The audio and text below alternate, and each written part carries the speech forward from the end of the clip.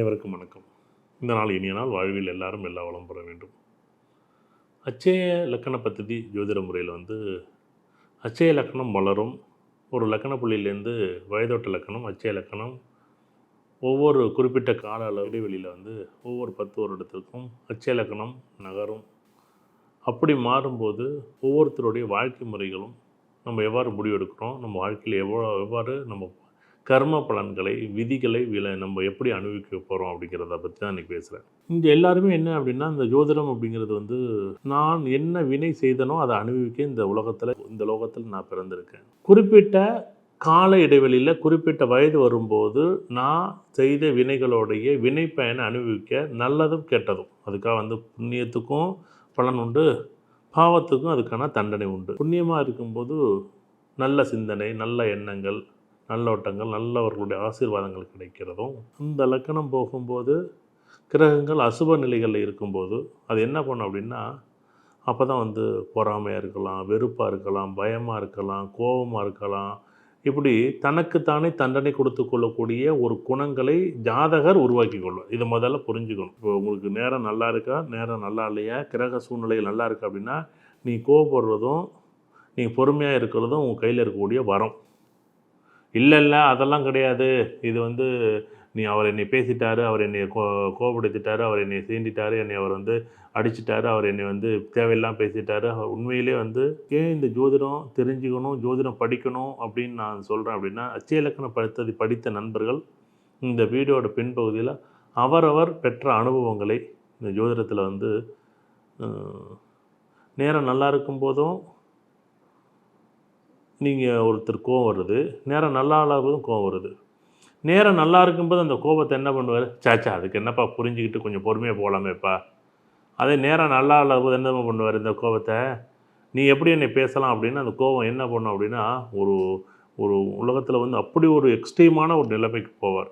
அப்படி இருக்கும்போது ரொம்ப கவனமாக இருக்க வேண்டியது, ஜாதகர் தன் வினைகளை எப்படி எங்கே அனுபவிக்க போகிறார் அப்படிங்கிறது தான், அதை சொல்கிறது தான் ஜோதிடம்.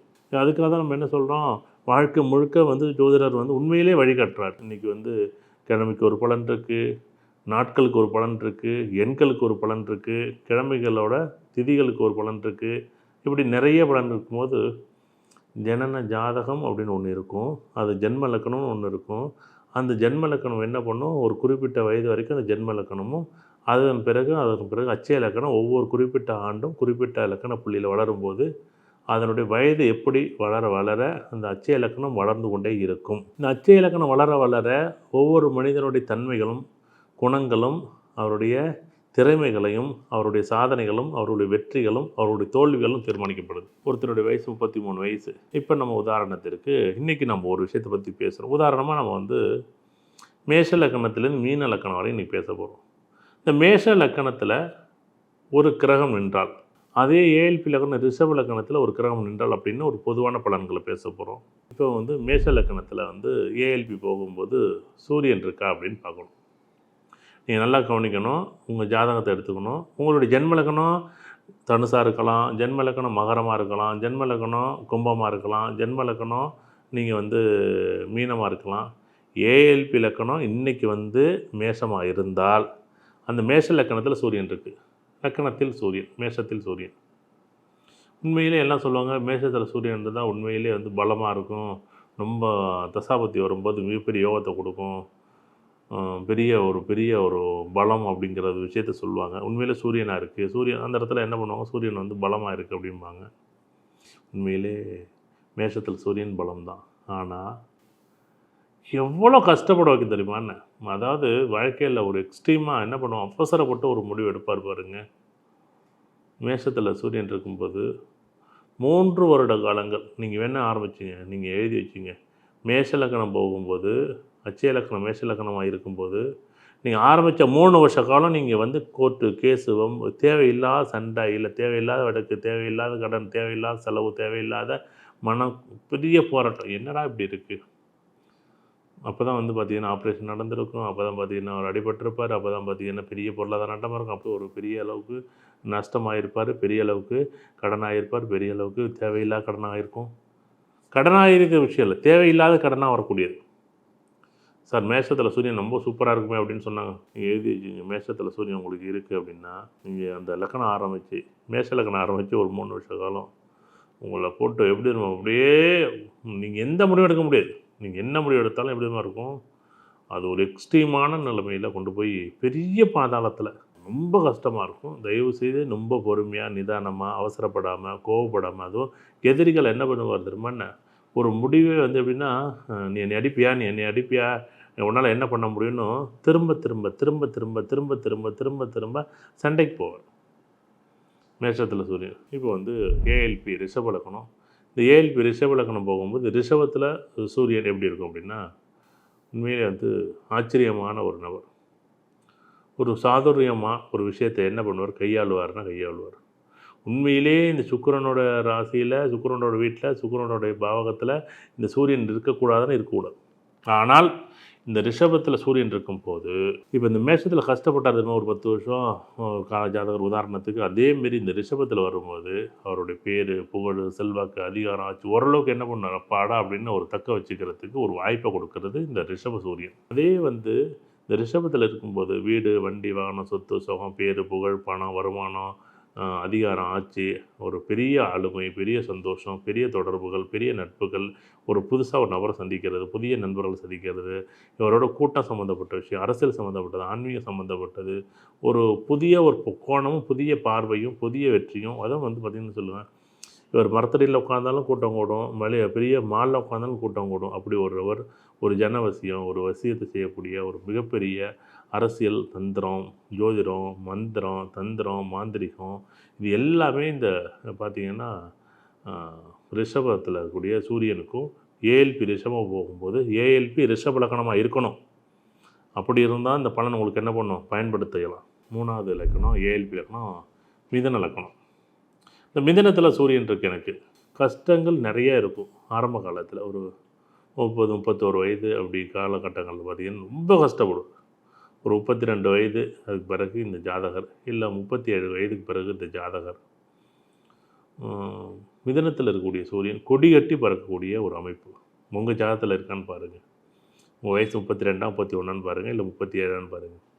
உங்கள் வாழ்க்கையில் ஒரு அதிசயமோ, ஒரு அற்புதமோ, ஒரு நபர் சந்திக்கக்கூடிய வாய்ப்போ, ஒரு ஆன்மீகத்தில் குருமாரை சந்திக்கக்கூடிய வாய்ப்போ, கஷ்டம் எப்படி தான் இருக்கும். போலீஸ் ஸ்டேஷன் போகணும், போலீஸ் ஸ்டேஷன், கோர்ட்டு, ஜெயிலு, தண்டனை, கடுப்பா, அதாவது இந்த ஊரில் ஏன்டா வாடணும், ஏன்டா இந்த ஊரில் இருக்கணும், ஏன்டா இந்த ஊரை, ஏன் இதனால் ஊராடாது, வாழ்க்கையாடாதுன்னு எல்லாத்தையும் உதறி அள்ளி அரைஞ்சி ஒரு வெறுத்து போகிற இடத்துல படித்த படிப்புக்கு வேலை இருக்காது, படித்த படிப்புக்கு ஒரு முழுமையாக ஒரு தன்மை இருக்காது, படித்த படிப்புக்கு ஒரு வாய்ப்பு இருக்காது, வேலை, தொழில், வருமானம், குடும்பம், பிள்ளைக்குட்டி, குழந்தை, கல்யாணம், வீடு, வண்டி, வாகனம், சொத்து எல்லாம் இருந்தும் இல்லாமல் இருந்தும் எல்லாத்துலேயும் கஷ்டம்.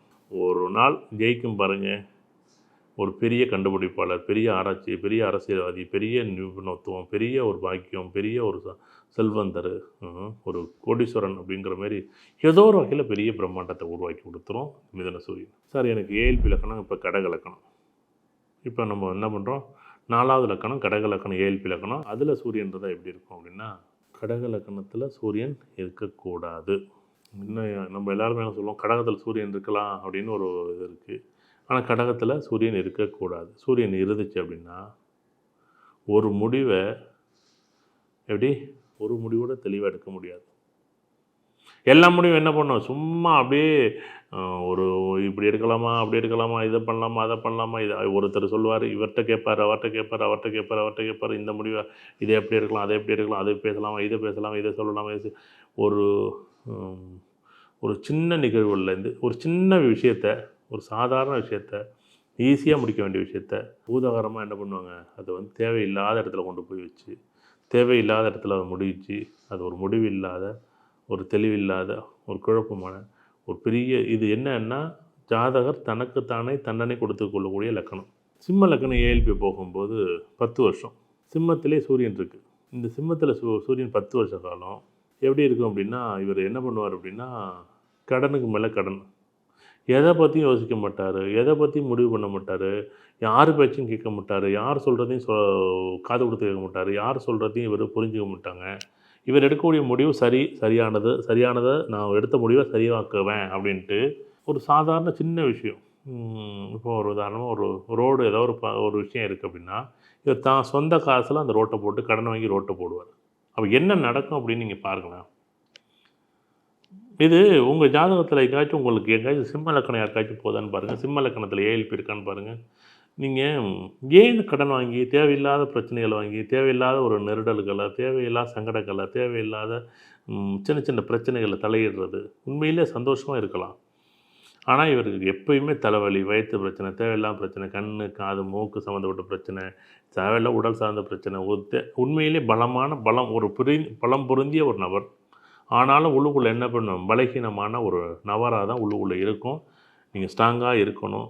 உடல் சார்ந்தது, கடன் சார்ந்தது, இதெல்லாம் கொஞ்சம் கவனமா எடுத்துக்கிட்டிங்கனாலே, உண்மையிலே அதெல்லாம் சரி பண்ணா தான் உடம்ப சரி பண்ணா தான் இந்த சிம்ம லக்கணம் இயல்பா போகும். 10 வருஷ காலம் சரியா இருக்கும். கன்னி லக்கணத்தில சூரியன். கன்னி லக்கணத்தில சூரியன் இருக்கு. இந்த கன்னி லக்கணத்தில சூரியன் அப்படிங்கும்போது, இந்த ஜாதகர் எப்படி இருப்பார் அப்படின்னா, ஒரு ஒரு அசாத்தியமான திறமை. ஒரு பெரிய ஒரு ஆச்சரியமான ஒரு விஷயம் என்ன அப்படின்னா, திறமையில ஒரு விஷயத்த எப்படி கச்சிதமா முடிக்கணும். ஒரு விஷயத்த நான் எப்படி, எத, எங்க, யாருக்கு, எப்ப, எப்படி செய்யணும் தெரிஞ்சு அந்த விஷயத்த கையாண்டு, இந்த ஆள்ட்ட குடுத்தா அந்த வேலை நடந்துரும்னு ஒரு ஆள் சொல்லுவார் பாருங்க. அது அரசியல் இருக்கலாம், அரசியல்வாதியா இருக்கலாம், அரசியல்ல ஒரு பினாமியா இருக்கலாம். உண்மையிலே கன்னி லக்கணத்தில சூரியன் இருக்கு. கன்னி லக்கணத்தில அரசியல் தொடர்பு இருக்கும். கன்னி லக்கணத்தில சூரியன் இருந்தா பினாமியா இருப்பார். கன்னி லக்கணத்தில சூரியன் இருந்துச்சுன்னா, மக்கள் தொடர்பு இருக்கும். கன்னி லக்கணத்தில சூரியன் தான் பெரிய நிறுவனங்களை நிறுவக்கூடிய மிகப்பெரிய பலம் பொருந்திய ஒரு நபர். கன்னி லக்கணத்தில் சூரியன் இருந்துச்சுன்னா, மிகப்பெரிய அரசியல்வாதி. கன்னி லக்கணத்தில் சூரியன் இருந்துச்சுன்னா, ஒரு ஒரு 10 பேர், 20 பேர், 100 பேர், 200 பேர் வச்சு ஒரு நிறுவனத்தை நடத்தக்கூடிய ஒரு மிகப்பெரிய பலம் பொருந்திய ஒரு நபர். கன்னி லக்கணத்தில் சூரியன் இருந்துச்சுன்னா, தந்திரவாதி. கன்னி லக்கணத்தில் சூரியன் இருந்துச்சுன்னா, மிகப்பெரிய ஒரு ஒரு பெரிய பொறுப்புகளுக்கு ஒரு அதிபதியா மாறுவார்.